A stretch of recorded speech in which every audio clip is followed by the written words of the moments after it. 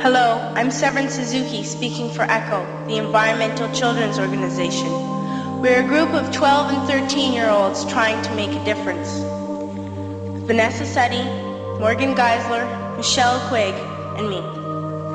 We've raised all the money to come here ourselves, to come 5,000 miles to tell you adults you must change your ways.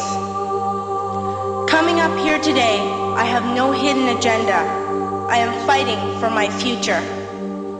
Losing my future is not like losing an election or a few points on the stock market. I am here to speak for all generations to come. I am here to speak on behalf of the starving children around the world whose cries go unheard.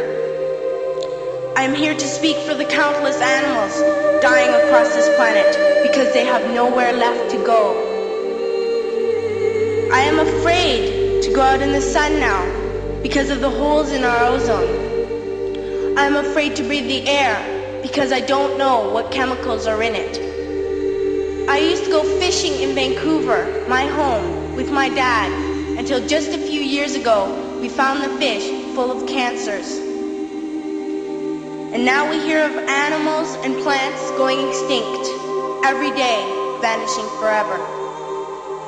In my life, I have dreamt of seeing the great herds of wild animals, jungles and rainforests full of birds and butterflies.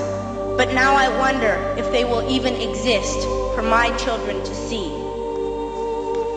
Did you have to worry of these things when you were my age? All this is happening before our eyes, and yet we act as if we have all the time we want and all the solutions.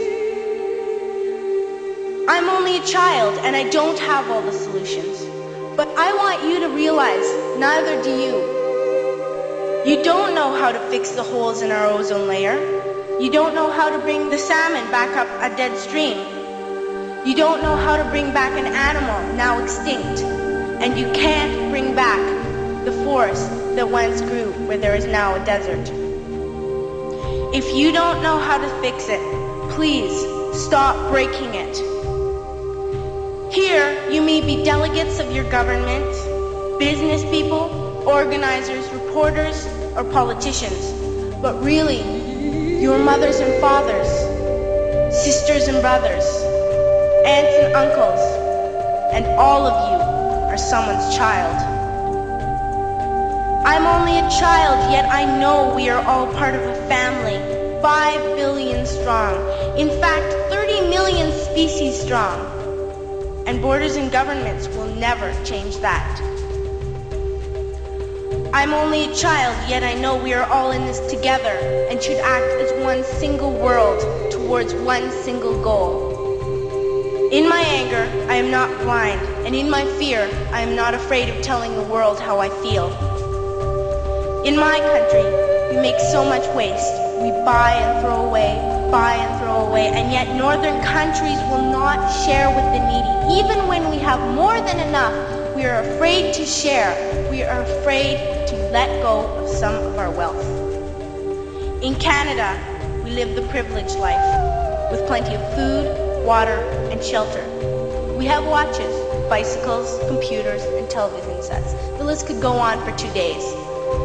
2 days ago, here in Brazil, we were shocked when we spent time with some children living on the streets. This is what one child told us. I wish I was rich. And if I were, I would give all the street children food, clothes, medicines, shelter, and love and affection. If a child on the streets who has nothing is willing to share, why are we who have everything still so greedy? I can't stop thinking that these are children my own age, that it makes a tremendous difference where you are born. That I could be one of those children living in the favelas of Rio. I could be a child starving in Somalia, or a victim of war in the Middle East, or a beggar in India. I am only a child, yet I know if all the money spent on war was spent on finding environmental answers, ending poverty, and finding treaties what a wonderful place this earth would be. At school, even in kindergarten, you teach us how to behave in the world. You teach us not to fight with others, to work things out, to respect others, to clean up our mess, not to hurt other creatures, to share, not be greedy. Then why do you go out and do the things you tell us not to do? Do not forget why you are attending these conferences, who you're doing this for. We are your own children. You are deciding what kind of world we are growing up in. Parents should be able to comfort their children by saying, everything's going to be all right. It's not the end of the world, and we're doing the best we can. But I don't think you can say that to us anymore. Are we even on your list of priorities? My dad always says, you are what you do, not what you say. Well, what you do makes me cry at night. You grown-ups say you love us, but I challenge you, please, make your actions reflect your words. Thank you.